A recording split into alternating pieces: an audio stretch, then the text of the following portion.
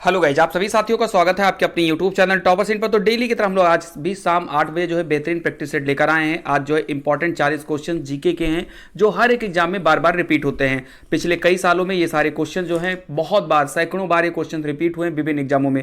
तो चलिए देर बिल्कुल भी नहीं करेंगे। सबसे पहले तो यहाँ पर 40 क्वेश्चन है, आप लोग ये चेक करिए कि आप 40 में कितना सही कर रहे हैं। साथ ही साथ आप लोगों को इस जो टेस्ट है इसका आपको पीडीएफ भी मिल जाएगा। पीडीएफ के लिए आपको टेलीग्राम ग्रुप ज्वाइन करना होगा जिसकी लिंक डिस्क्रिप्शन बॉक्स में है। जैसे ही सेशन खत्म होगा 10 मिनट के बाद आपको वहां पर इसकी पीडीएफ मिल जाएगी। तो चलिए स्टार्ट करते हैं आज की वीडियो को। सबसे पहला क्वेश्चन यहां पर आपके स्क्रीन पर आ चुका है कि मुक्त विश्वविद्यालय की स्थापना सर्वप्रथम कहां हुई। बताइए, बहुत ज्यादा इंपॉर्टेंट है।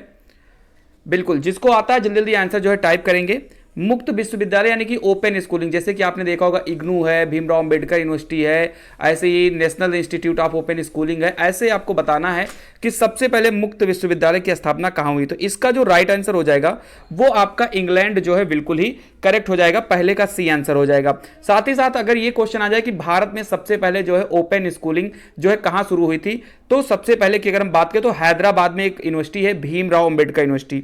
इस चीज को आप लिख लीजिएगा कहीं पर।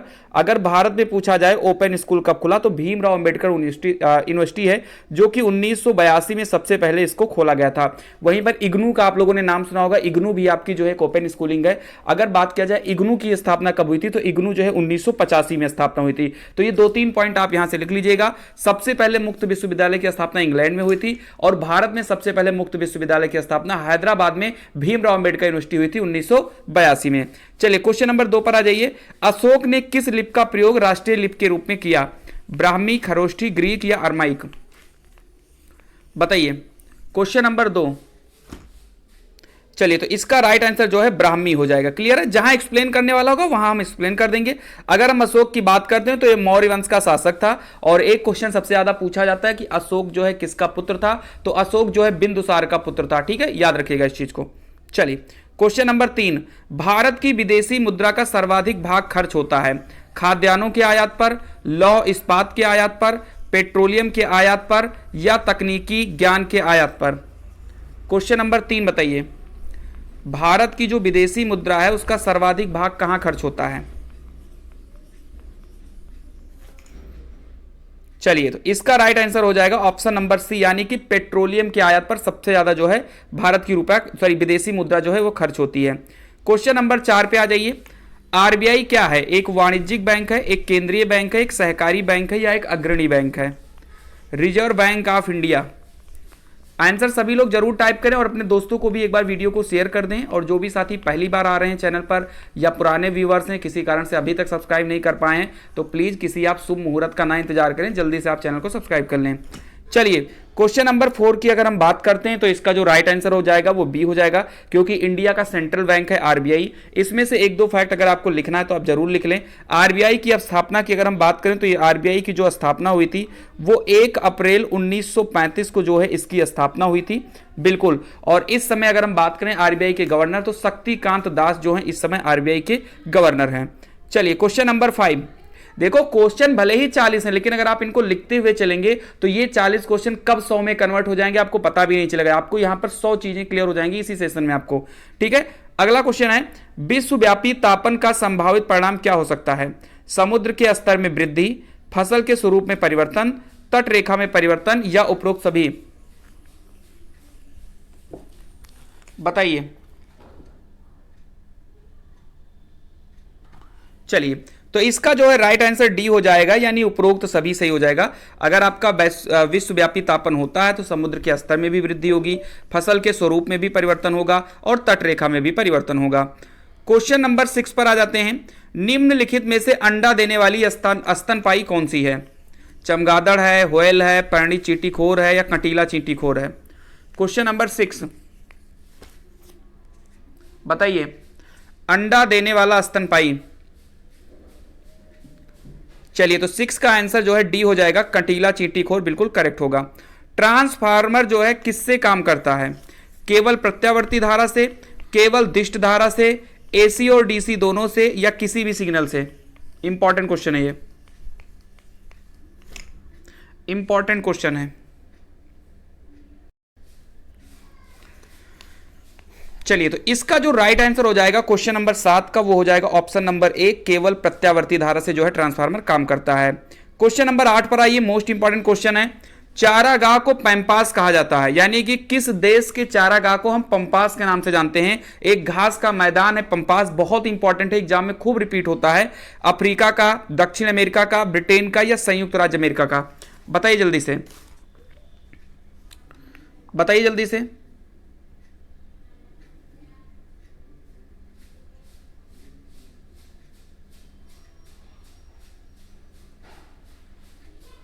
बहुत बढ़िया।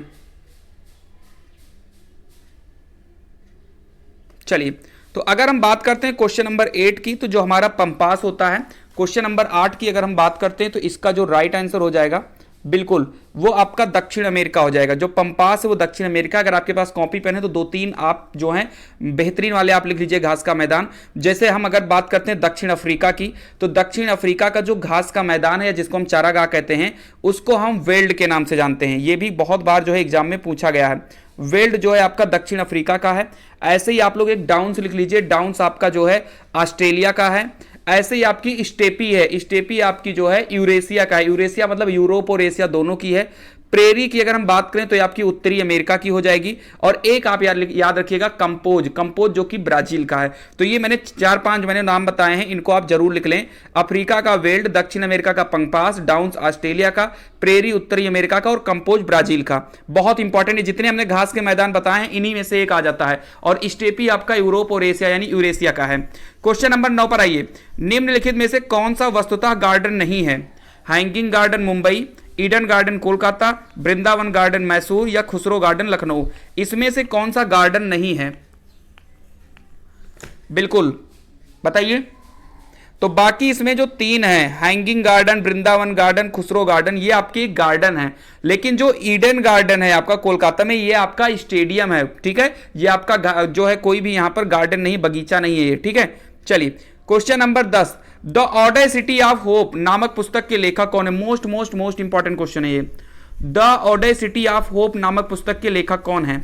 नयनतारा सहगल, अरविंद अडिगा, विक्रम सेठ या बराक ओबामा?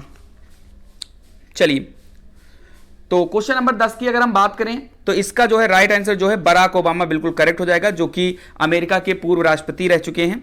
चलिए क्वेश्चन नंबर 11। निम्नलिखित में से किस पद्धति से ऑक्सीजन नहीं तैयार की जाती है? जल का विद्युत अपघटन, द्रव वायु का प्रभावजी आसवन, पोटेशियम परमैंगनेट का वियोजन, मैग्नीज डाइऑक्साइड का वियोजन? बताइए किस पद्धति से ऑक्सीजन नहीं तैयार की जा सकती है? बहुत बढ़िया, तो इसमें जो है राइट आंसर डी हो जाएगा। मैग्नीज डाइऑक्साइड के वियोजन से नहीं तैयार होती है। बाकी के जल का विद्युत अपघटन, द्रव वायु का प्रभाजी आसवन, पोटेशियम परमैंगनेट का वियोजन, इससे जो है ऑक्सीजन तैयार की जा सकती है। क्वेश्चन नंबर 12 पे आ जाइए। निम्नलिखित में से क्या मिश्र धातुओं की विशेषता नहीं है?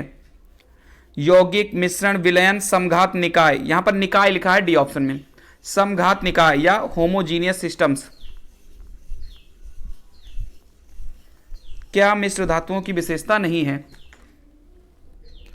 बिल्कुल, तो इसका ऑप्शन नंबर ए जो है बिल्कुल करेक्ट हो जाएगा। जो मिश्र धातु होता है वो यौगिक नहीं होता है, बाकी वो मिश्रण होता है, विलयन होता है, समघात निकाय होता है। चलिए क्वेश्चन नंबर 13। जल में क्या मिलाने से उसकी अस्थायी कठोरता जो है समाप्त की जा सकती है? फिटकरी, सोडियम कार्बोनेट, चूना या पोटेशियम परमैंगनेट?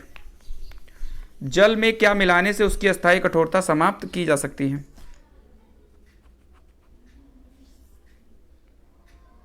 क्वेश्चन नंबर 13 और इसका जो है बिल्कुल, चलिए तो सोडियम कार्बोनेट जो है इसका बिल्कुल ही सही हो जाएगा आंसर। क्लियर है? चलिए वहीं पर क्वेश्चन नंबर 14। पीडीए का पूर्ण रूप क्या है? पीडीए का पूर्ण रूप क्या है? क्वेश्चन नंबर 14 बताइए। बहुत बढ़िया। क्वेश्चन नंबर अगर हम 14 की बात करते हैं तो इसका राइट आंसर ए हो जाएगा, पर्सनल डिजिटल असिस्टेंट। बिल्कुल करेक्ट आंसर होगा, इंपॉर्टेंट क्वेश्चन था ये। चलिए क्वेश्चन नंबर 15। भारत रत्न का डिजाइन किस वृक्ष के पत्ते की तरह बनाया गया है? बरगद का वृक्ष, पीपल का वृक्ष, नारियल का वृक्ष और चंदन का वृक्ष? इसमें आप 2-3 चीज जरूर लिखिएगा, मैं लिखवाऊंगा, कॉपी पेन पकड़ लीजिएगा आप इसमें। क्वेश्चन नंबर 15 में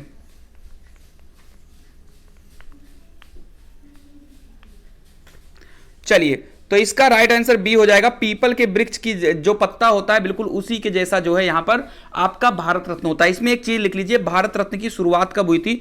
तो भारत रत्न की शुरुआत हुई थी 2 जनवरी 1954 में इसकी शुरुआत हुई थी। और जब ये शुरुआत हुई थी तो इसमें 3 लोगों को जो है भारत रत्न सबसे पहले दिया गया था, सी राजगोपालाचारी, सर्वपल्ली राधाकृष्णन और सीवी रमन। ठीक है, इन 3 लोगों को जो है एक साथ यहां पर दिया गया था, तो याद रखिएगा इस चीज को। क्वेश्चन नंबर 16, वर्ष 2011 की जनगणना के अनुसार निम्नलिखित में से किस राज्य में बाल लिंगानुपात सबसे कम है? हरियाणा, पंजाब, बिहार या उत्तर प्रदेश? बताइए। वर्ष 2011 की जनगणना के अनुसार निम्नलिखित में से किस राज्य में बाल लिंगानुपात सबसे कम है?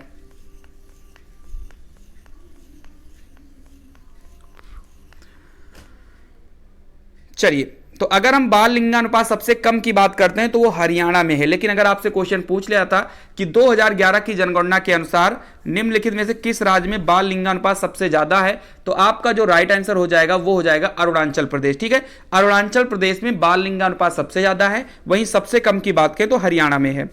क्वेश्चन नंबर 17, कूका आंदोलन को किसने संगठित किया? बताइए, कूका आंदोलन को किसने संगठित किया?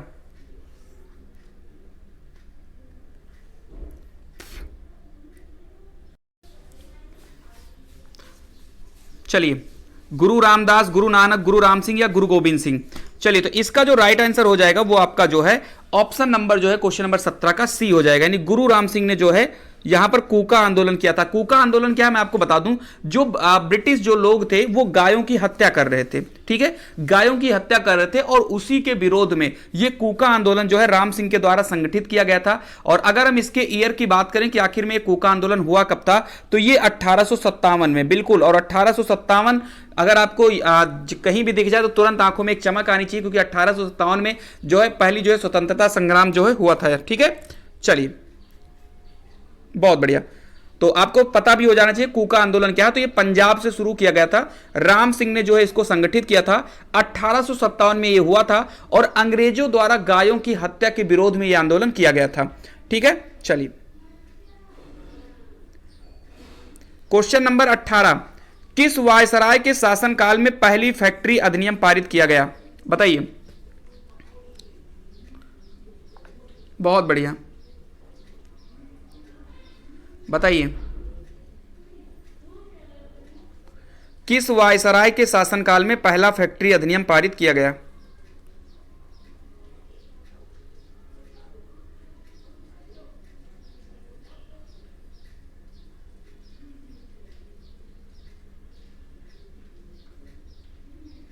चलिए, तो क्वेश्चन नंबर अगर हम 18 की बात करते हैं तो इसका राइट आंसर जो है सी हो जाएगा और लॉर्ड रिपन जो है इसका बिल्कुल करेक्ट आंसर हो जाएगा। ठीक है, चलिए, वहीं पर हम क्वेश्चन नंबर 19 पर आते हैं। दिल्ली के किस मुस्लिम शासक के निधन पर इतिहासकार बदायूनी ने कहा, राजा को अपनी प्रजा से तथा प्रजा को अपने राजा से मुक्ति मिली? ये बहुत इंपॉर्टेंट क्वेश्चन है, ये बहुत बहुत इंपॉर्टेंट क्वेश्चन है। दिल्ली के किस मुस्लिम का शासक के निधन पर इतिहासकार बदायूनी ने कहा कि राजा को अपनी प्रजा से तथा प्रजा को अपने राजा से मुक्ति मिल गई? क्वेश्चन नंबर 19, बताइए।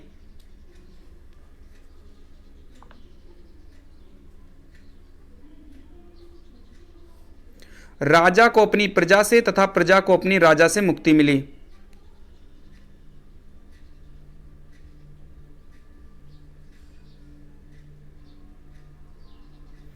चलिए, अगर हम बात करें इसके राइट आंसर की तो ये मोहम्मद बिन तुगलक था। और ये क्वेश्चन को ना कहीं पर इंपॉर्टेंट करके लिख लेना, ये जो है कई बार एग्जाम में ये पूछा गया है। समझ में आ गई बात? चलिए, क्वेश्चन नंबर 20, खालसा पंथ की नींव किस सिख गुरु ने डाली? गुरु अर्जुन देव, गुरु हरगोबिंद, गुरु तेग बहादुर या गुरु गोविंद सिंह? बहुत बढ़िया, बहुत बढ़िया। खालसा पंथ की नींव किस सिख गुरु ने डाली? चलिए, अगर हम क्वेश्चन नंबर 20 की बात करते हैं भैया मेरे, अगर हम क्वेश्चन नंबर 20 की बात करते हैं तो इसका जो राइट आंसर हो जाएगा बिल्कुल वो आपका गुरु गोविंद सिंह हो जाएगी। इन्होंने ही खालसा पंथ की स्थापना की थी। Most most most important question है ये। चलिए, क्वेश्चन नंबर 21 पर आइए। दारा सिकोह एवं औरंगजेब के मध्य हुए उत्तराधिकार के युद्ध में सबसे निर्णायक युद्ध कौन सा माना जाता है? धर्मत का युद्ध, सामूगढ़ का युद्ध, देवराई का युद्ध या इनमें से कोई नहीं? बताइए।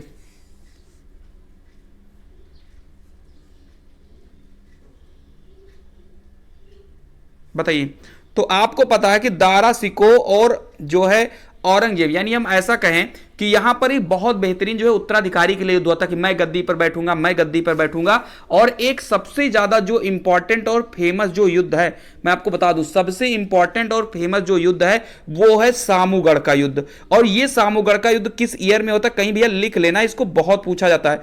1658 ईस्वी में जो है ये सामूगढ़ का युद्ध हुआ था। बिल्कुल बहुत इंपॉर्टेंट क्वेश्चन है ये। चलिए क्वेश्चन नंबर 22 पर आ जाते हैं। पृथ्वी पर शरीर का अधिकतम भार कहां होता है? बताइए। पृथ्वी पर शरीर का अधिकतम भार कहां होता है?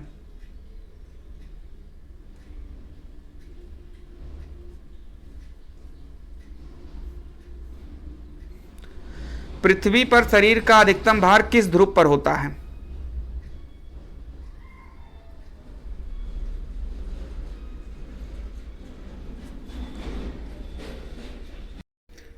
चलिए, तो इसका जो राइट आंसर होगा वो ऑप्शन नंबर ए हो जाएगा। देखो वैसे तो अगर हम बात करें, जब भी पूछा जाता है कि शरीर का भार अधिकतम कहां होता है तो ऑप्शन में ध्रुवों पर दिया होता है, लेकिन अगर यहां पर उत्तरी ध्रुव और दक्षिणी ध्रुव दोनों दे दिया गया है तो आपका राइट आंसर जो है आपका बिल्कुल उत्तरी ध्रुव बिल्कुल करेक्ट हो जाएगा। अब आ जाते हैं क्वेश्चन नंबर 23 पर। प्रत्यक्ष संपर्क किए बिना दूर से किसी वस्तु के बारे में सूचना एकत्र करने की तकनीकों को क्या कहते हैं? बताइए।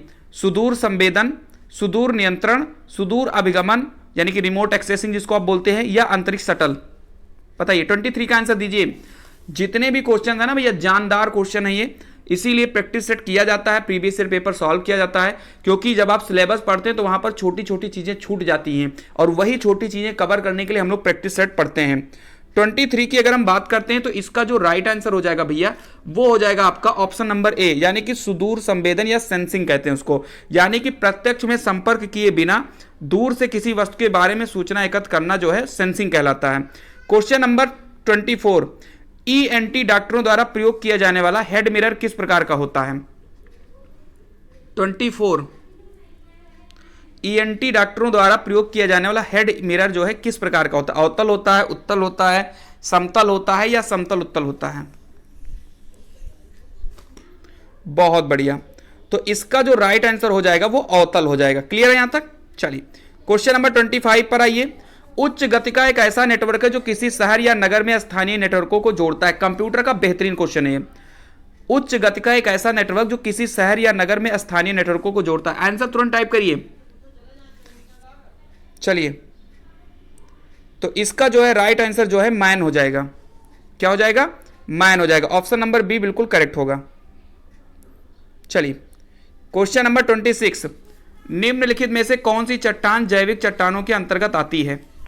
क्वार्टजाइट, संगमरमर, कोयला या ग्रेनाइट? क्वार्टजाइट, संगमरमर, कोयला या ग्रेनाइट? बताइए।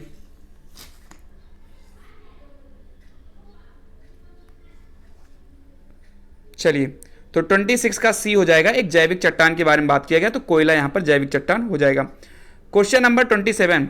कृष्णराज सागर कहां स्थित है? मैसूर में, उदयपुर में, कोटा में या हैदराबाद में?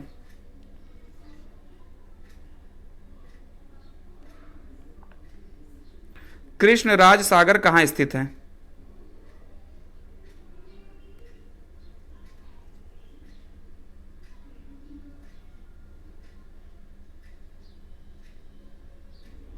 बताइए।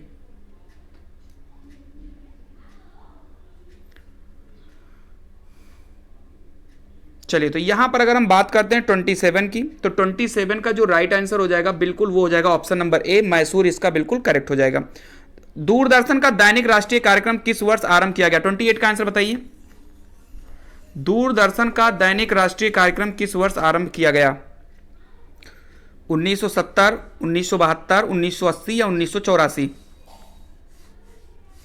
चलिए याद रखना, मोस्ट इंपॉर्टेंट क्वेश्चन है ये। 1972 दूरदर्शन का दैनिक राष्ट्रीय कार्यक्रम 1972 मोस्ट इंपॉर्टेंट क्वेश्चन है ये। Question number 29। निम्नलिखित में से कौन सा जोड़ा गलत है?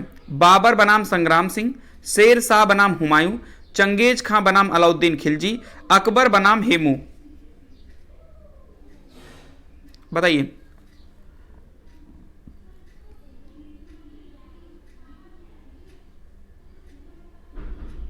बताइए। चलिए, तो इसका जो राइट आंसर हो जाएगा वो हो जाएगा चंगेज खां बनाम अलाउद्दीन खिलजी। चंगेज खां और अलाउद्दीन खिलजी के बीच में कोई युद्ध नहीं हुआ है, जबकि बाबर जो है संग्राम सिंह से युद्ध हुआ है, शेर शाह का हुमायूं से हुआ है और अकबर का हेमू से हुआ है। ठीक है, चलिए क्वेश्चन नंबर 30, पर्वतों के उन प्राकृतिक अंतरालों को क्या कहते हैं जो मार्ग बन जाते हैं? शिखर, टिब्बा, पठार या दर्रा? पर्वतों के उन प्राकृतिक अंतरालों को क्या कहा जाता है जो मार्ग बन जाते हैं?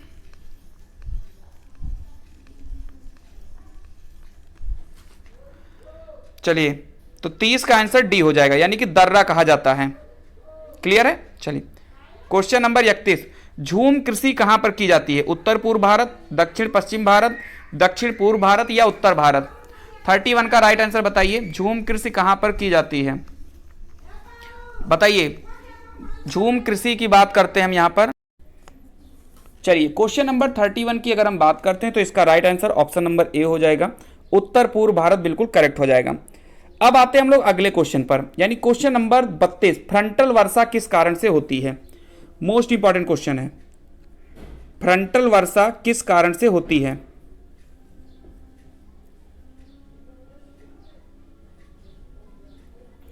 चलिए, तो ये एक चक्रवातीय गतिविधि है, यानी कि जो चक्रवात के साथ जो वर्षा होती है उसको हम लोग फ्रंटल वर्षा कहते हैं। फ्रंटल वर्षा इसको हम इसलिए बोलते हैं क्योंकि जब चक्रवात के कारण कोई वर्षा होती है तो वहां पर केंद्र में वर्षा नहीं होती है, उसके फ्रंट में जो है वर्षा होती है, इसीलिए हम बोलते हैं। एक क्वेश्चन और आता है कि चक्रवात के केंद्र को क्या कहा जाता है? तो जो चक्रवात का केंद्र होता है उसको हम आई के नाम से जानते हैं, आई। ठीक है, याद रखिएगा इसको। क्वेश्चन नंबर 33, पाक स्ट्रेट किसके बीच स्थित है? बंगाल की खाड़ी और मन्नार की खाड़ी के बीच, अंडमान और निकोबार द्वीप समूह, रण ऑफ कच्छ और गल्फ ऑफ खंभात या लक्षद्वीप और मालदीव? क्वेश्चन नंबर 33, बहुत बढ़िया। पाक स्ट्रेट किसके बीच स्थित है, या पाक जल संधि की अगर हम बात करते हैं? 33 का right answer option number A हो जाएगा, बंगाल की खाड़ी और मन्नार की खाड़ी। चलिए क्वेश्चन नंबर 34, किस जाट नेता ने बादशाह अकबर के मकबरे को हानि पहुंचाई तथा अकबर की कब्र को खोदकर उसकी हड्डियों को जला दिया? बताइए, मोस्ट इंपॉर्टेंट क्वेश्चन है, किस जाट नेता ने बादशाह अकबर के मकबरे को हानि पहुंचाई तथा अकबर की कब्र को खोदकर उसकी हड्डियों को जला दिया?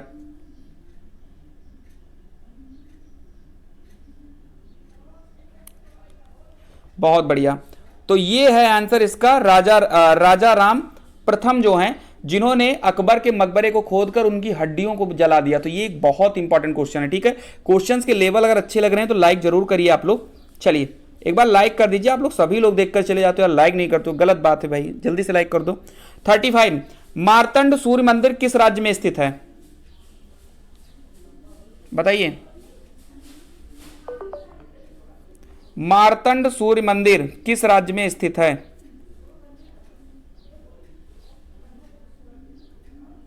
बहुत बढ़िया, तो क्वेश्चन नंबर 35 का जो राइट आंसर हो जाएगा वो हो जाएगा आपका ऑप्शन नंबर सी, यानी कि जम्मू कश्मीर बिल्कुल करेक्ट हो जाएगा। क्वेश्चन नंबर 36, इंडियन अनरेस्ट के लेखक कौन थे? इंडियन अनरेस्ट के लेखक कौन थे? दादा भाई Naoroji, Annie Besant, Lala Lajpat Rai, Valentine सिरोल। आपने देखा इस प्रैक्टिस सेट में तकरीबन 2 प्रश्न जो है आपके बुक से पूछे गए हैं। हर एग्जाम में बुक एंड ऑथर से एक प्रश्न जरूर पूछा जाता है, कम से कम एक प्रश्न। तो इसका राइट आंसर जो है वैलेंटाइन सिरोल जो है बिल्कुल करेक्ट हो जाएगा, इन्होंने ही इंडियन अनरेस्ट के लेखक हैं ये। क्वेश्चन नंबर 37, प्रधानमंत्री पद पर सर्वाधिक समय तक कौन आसीन रहा? क्वेश्चन नंबर 37, शायद ये इजी भी है।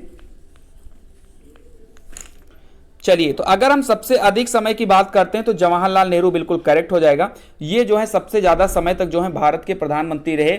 वहीं पर अगर हम सबसे कम की बात करें कि सबसे कम समय तक कौन भारत का प्रधानमंत्री रहा, तो वो थे गुलजारी लाल नंदा, जो कि मात्र 13 दिन के लिए 2 बार प्रधानमंत्री ये बने थे। एक बार जवाहरलाल नेहरू के बाद में बने थे 13 दिन के लिए, फिर जब लाल बहादुर शास्त्री जी की मृत्यु हो गई थी उसके बाद वो 13 दिन के लिए बने थे। ठीक है, तो ये गुलजारी लाल नंदा जो कि सबसे कम समय तक भारत के प्रधानमंत्री रहे। क्वेश्चन नंबर 38, चाणक्य का अन्य नाम क्या था? भट्ट स्वामी, विष्णुगुप्त, राजशेखर या विशाख दत्त? क्वेश्चन नंबर 38, काफी सिंपल सा क्वेश्चन है ये, बताइए। तो इसका राइट आंसर जो है बी हो जाएगा, यानी कि विष्णुगुप्त बिल्कुल करेक्ट आंसर हो जाएगा। चाणक्य को आप कौटिल्य के नाम से भी जानते हैं और विष्णुगुप्त के नाम से भी आप जानते हैं। बताइए ग्रीन चैनल क्या है? दूरदर्शन चैनल है, आकाशवाणी चैनल है, डाक सेवा है या टेलीफोन सेवा है? ग्रीन चैनल क्या है?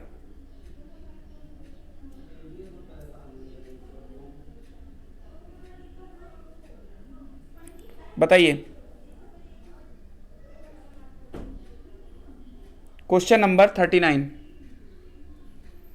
तो इसका हम बोल सकते हैं डाक सेवा, एक तरीके का ये डाक सेवा है। और एक ग्रीन चैनल है, मैं उसके बारे में बता दूं, एक ग्रीन चैनल है जो स्टेट बैंक ऑफ इंडिया द्वारा शुरू किया गया था, ठीक है, यानी कि एटीएम डेबिट कार्ड द्वारा जो है बिना किसी फॉर्म भरे 40,000 रुपए तक निकासी, एक ग्रीन चैनल एसबीआई से भी संबंधित है, ठीक है। चलिए क्वेश्चन नंबर 40। क्वेश्चन नंबर 40 का आंसर बताइए। निम्नलिखित में से क्या किसी बड़े शहर की वायु प्रदूषित करते हैं? तांबा है, क्रोमियम है, सीसा है या कैडमियम है? निम्नलिखित में से क्या किसी बड़े शहर की वायु को प्रदूषित करते हैं?